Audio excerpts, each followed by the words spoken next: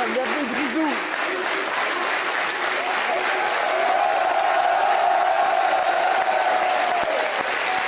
Quel accueil, mais en même temps, ce n'est pas une surprise. Le paradoxe, Antoine, c'est que 100% des gens vous aiment et que 20% seulement des gens savent prononcer votre nom. Griezmann et pas Griezmann. Voilà, Griezmann, ouais. Faut le dire une bonne fois pour toutes à la France. Ouais, non, mais c'est vrai qu'il y a beaucoup de commentateurs qui n'arrivent pas à prononcer, mais Pas chez nous. Hein. mais bon, après, tant que c'est pour voilà, chanter des buts, peu importe. Alors aujourd'hui, vous êtes un peu le chouchou des Français. La preuve, quand on a su que vous étiez le premier invité du CFC, on a reçu des dizaines de demandes de gens qui voulaient venir dans le public ce soir. Comment ça se fait? Comment vous l'expliquez? Bah, d'abord, très heureux, très fier qu'il m'aurait dit ça quand j'avais 13 ans, en faisant un peu des tests partout en France. Et après, voilà, j'essaye de rester simple, de ne pas me prendre la tête, que ce soit en dehors du terrain ou sur le terrain. Ça fait 2 finales en 3 ans. Est-ce que vous pensez que ça peut être enfin l'année de l'Atlético Madrid? Ouais, j'espère. Déjà, on a un groupe assez compliqué, mais voilà, on va tout faire pour faire pareil que l'année dernière, essayer de soulever le titre. Donc voilà, on donnera tout sur le terrain pour y arriver. Vous êtes le roi du vice, hein, Antoine. Hein, enfin, vice-champion d'Europe en club et vice-champion d'Europe avec l'équipe de France. Vous avez dit dans une interview que ça avait été plus dur de digérer la finale de Ligue des Champions que celle de l'Euro. Du coup, les gens n'ont pas bien compris, ils se sont dit, mais quoi, il préfère son club à Non, l'équipe de c'était France? pas ça. C'était parce que c'était ma première finale et on a eu 2 semaines pour la préparer. Donc pendant 2 semaines, tu penses à quand tu arrives sur Madrid avec le trophée, avec ta famille. Donc voilà, j'ai tellement pensé à plein de choses en fait pour soulever le titre, mais à la fin tu perds, c'était au penalty. Et ensuite, pendant l'Euro, on n'a eu que 2 jours, 3 jours pour préparer la finale. Donc on n'a pas eu le temps de penser à la possible cérémonie. Alors maintenant, c'est la campagne Coupe du Monde qui va commencer. Est-ce que vous, Antoine Griezmann, vous êtes prêt aujourd'hui à devenir le leader de cette équipe de France? Non, déjà avant l'Euro, on m'a dit, Ah oui, c'est vrai qu'on vous présentait comme ça.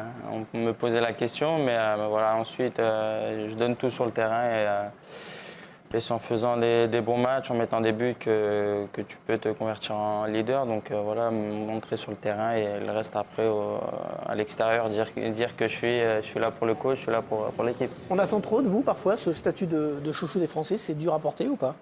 Non, parce que je ne me pose pas de questions, je ne me prends pas la tête. Donc voilà, je vis normalement et sur le terrain, je prends du plaisir. Donc si je continue comme ça, je vais continuer à marquer et à bien jouer. Donc, Et à le devenir, donc, le leader. Premier gros test, on peut dire, hein, pour Unai Emery, l'entraîneur du Paris Saint-Germain, que vous devez connaître, Antoine Griezmann, ex-entraîneur du FC Séville. J'imagine que vous l'avez affronté plusieurs fois. On dit qu'il a des points communs avec votre entraîneur, Diego Simeone. Ils sont 2 passionnés, j'imagine. Ouais, bah déjà sur le banc de touche, on voit que voilà, ils vivent le match et ensuite c'est très tactique. On en parlait avec Kevin Gamero. Ils font des séances où ils vont faire des séances de 2 heures de vidéo pendant une semaine. Donc, Vous aussi? non, nous on en fait moins, 1h30. mais ça se voit qu'il travaille beaucoup tactiquement et qu'il en demande beaucoup à ses joueurs aussi. Est-ce que vous pensez qu'il peut changer, une personnalité comme ça peut changer la mentalité du foot français? Parce que vous savez, on dit que le foot français est plus frileux que le foot espagnol. Après, une mentalité d'un jeu, je ne sais pas, mais d'un joueur, oui, sûrement. On voit avec moi ce qui s'est passé avec Cholo, il m'a complètement changé. Et vous trouvez que c'est vrai qu'en France, c'est plus difficile que le foot espagnol? Bah, le foot espagnol il est connu par la technique, par le jeu en possession de balle. Et après, la Ligue 1, je ne regarde pas trop, mais on voit que, par exemple, les actions de match, il n'y en a pas beaucoup. Et en Espagne, il y en a un peu plus. Saint-Étienne-Toulouse, c'est pas un bon exemple. Mais après, chacun a sa culture. Par exemple, en Angleterre, c'est les longs ballons devant et c'est beaucoup d'intensité. Chez vous, Antoine Griezmann, ce foot français qui n'a pas voulu de vous, qui vous a obligé à vous réfugier en Espagne, c'est quand même si vous êtes un gentil garçon, c'est quand même une revanche. C'est une revanche pour vous, quoi, de ce que vous réussissez aujourd'hui. Non, aucune revanche. Juste, j'y ai cru, j'ai tout fait pour réaliser mon rêve, pour être professionnel. Et oui, après, il y a des moments où c'est dur. chaque fois, quand j'en parle, je parle de l'hiver où voilà, les journées sont plus courtes, où on pense à la famille. Et c'est là où c'était vraiment dur. Mais Tout jeune, à quel âge vous êtes parti en Espagne? 13 ans. À 6 heures. 13 ans. 13 ans. 16h15. Il est parti vers 16h. J'ai fait la même. Oh. Non, voilà, 13 ans, 14 ans. Et ensuite, heureusement que le lendemain, j'avais entraînement pour oublier un peu tout ça. Mais, Vous n'avez pas envie de rappeler des clubs parfois en Mais disant oui. moi je suis à côté de Cristiano Leur dire, Ronaldo aujourd'hui. c'est Non, clair. c'est- Leur dire, chef. Non, j'ai juste envie de prendre du plaisir sur le terrain et de leur donner du plaisir aussi. Vous savez que vous avez un point commun avec Michel Platini. Vous savez ce que c'est? Non, Vous avez été refusé par le FC Metz.